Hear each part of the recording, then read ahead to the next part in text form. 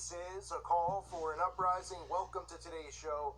I'm doing this video because so many people have flooded me with messages in my inbox asking me just for my take on this. And that is in regards to the musician, I guess he was a DJ, who goes by the name Avicii, who supposedly committed suicide a week or two ago. Now, it took me time to get around to this. I was not familiar with who he is, and I didn't want to just throw a video up the day that this story happened without investigating it, waiting for some stuff to come out, looking at his background. And as more stuff came out, the story, like most of these stories about musicians who just suddenly commit suicide, the story just stunk, to be quite honest. You have Prince, you have Chris Cornell, what was Prince's ruled an overdose, Chris Cornell, suicide, it's just been happening. The guy from Linkin Park last year, okay? Now, of course, we all know the 27 Club. Avicii actually was 28, so he was not a member of the 27 Club, which is a common occurrence for musicians to be sacrificed at 27. Now, we'll never be able to say, well, was he a blood sacrifice? I mean, did they murder him? But anytime these stories come out, and it's just instantly labeled as suicide, when they just go, oh, he killed himself. And it's like, where's the evidence that he was depressed? Oh, well, he was battling all sorts of stuff. The guy's worth $20 million, and I know money doesn't buy you happiness, but the guy was doing what he enjoyed doing. He was about to, get married. He was raising a child with a woman who had a child. He was raising the child as his own. There was no signs of depression, and there never really is around these people. They'll just tell you that they're on a prescription drug, or even if they're on something, or they have, Xanax in their house, they'll say, oh, he was suicidal, he was depressed. And people just write it off, and it's not a big, and they just go, I don't, I guess he really was depressed, and they don't seem to care. They don't seem to see that a lot of these people do get ritually sacrificed. Now, what's interesting about this, which I'm going to get into, is the stories that came out that Avicii was going to expose a child trafficking ring. Now, this isn't the first time that this backstory has been involved. I believe with Cornell and the Linkin Park singer, it was the same backstory. Suddenly people said, well, they were going to expose a trafficking ring. They had been abused as kids. There were stories that the Linkin Park singer was abused as a child. Okay? And then he was going to come out and do this stuff. Well, isn't it odd that this same backstory comes out with Avicii? Now, all the stuff I've read, people say, well, there's no proof that he was going to expose anything. But, as we're going to look at here, Avicii has a music video called For a Better Day. The entire video exposes child trafficking. It's a very disturbing video. I'm surprised that this guy had the guts to put this out there. I'm surprised they let him put it out there. But you can see the video, creepy men.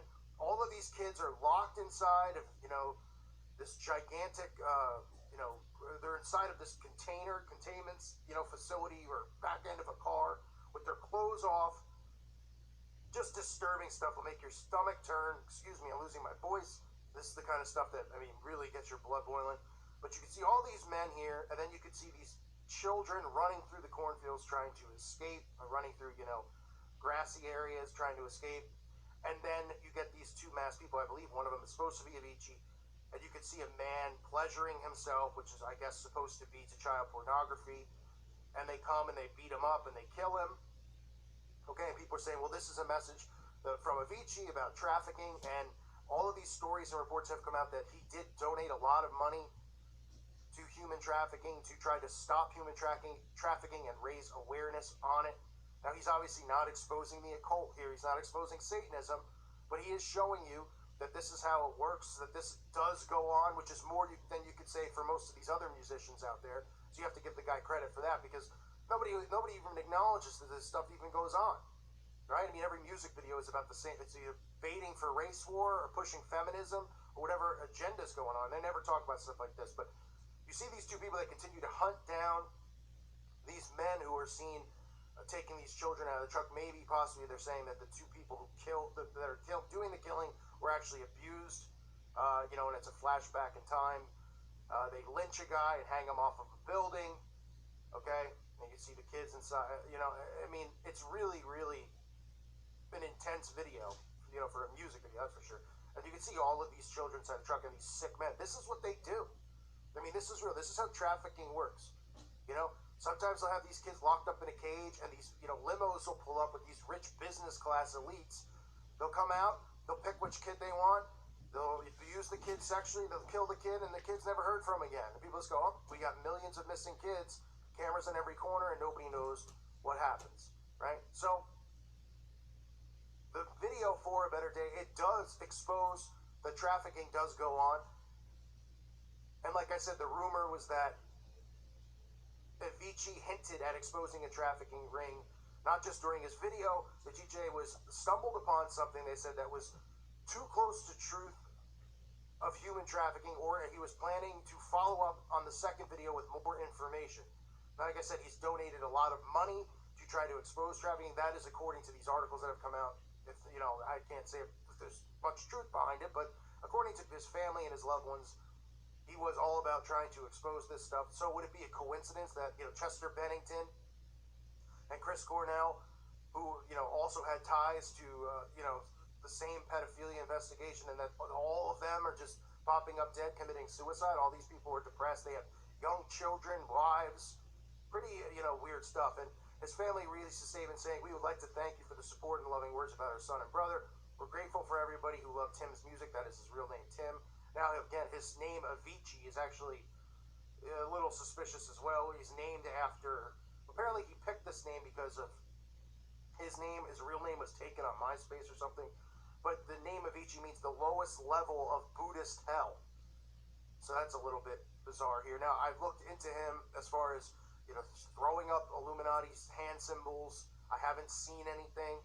I've looked into, people he associates with. I haven't really seen anything that would make me say, okay, this guy was an Illuminati puppet, and this is all a big show.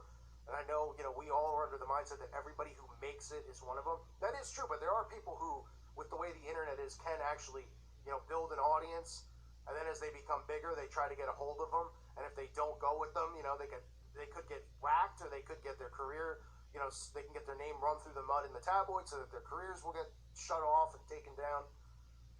But again, I'm always suspicious with this stuff because, remember, philanthropy, and when that stuff gets pushed, there's always, like I said, the Masons, all of the secret societies push philanthropy on all of the people who are initiated and indoctrinated in those societies, so that they can always, shine a good light on them. But does this story stink of foul play? It does stink of it, because people just aren't committing, how many musicians do we need to hear that just suddenly kill themselves? And people go, well, listen to some of their song lyrics. They sounded really depressed. They sounded really crazy. I don't think so. Okay? There's always something behind it. These people are known to sacrifice one another. It's an insane world that we live in. These people are absolutely out of their mind. They're saying that he struggled with thoughts about the meaning of life and happiness. The family said he could not go on any longer, that he wanted to find peace. He could not bear it any longer. He wanted peace.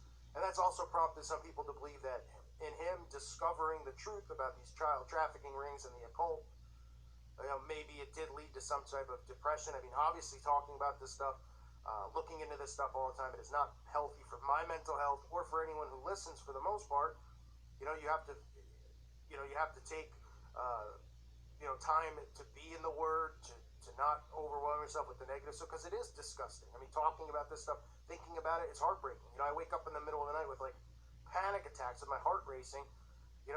Especially on days where if I'm doing a video about, just something along the lines of McMartin, or along the lines of, one of these stories about the occult and child sacrifice, because it's so frightening to think that these people could just do this stuff to kids. It's frightening for the standpoint. It just breaks my heart. So anyway, I'm rambling about myself, but the point being, there is this hint that they're trying to say that, oh, well, once he discovered this stuff, he became depressed and suicidal. I don't really buy it.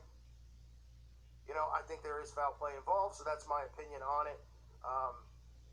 This is the statement that they released. Our beloved Tim was a seeker, a fragile, artistic soul searching for answers to essential questions, an overachieving perfectionist who traveled and worked hard at a pace that led to extreme stress. When he stopped touring, he wanted to find a balance in life, to be happy and be able to do what he loved most, music. He really struggled with thoughts about meaning, life, and happiness. He could not go on any longer. He wanted to find peace. Tim was not made for the business machine he found himself in.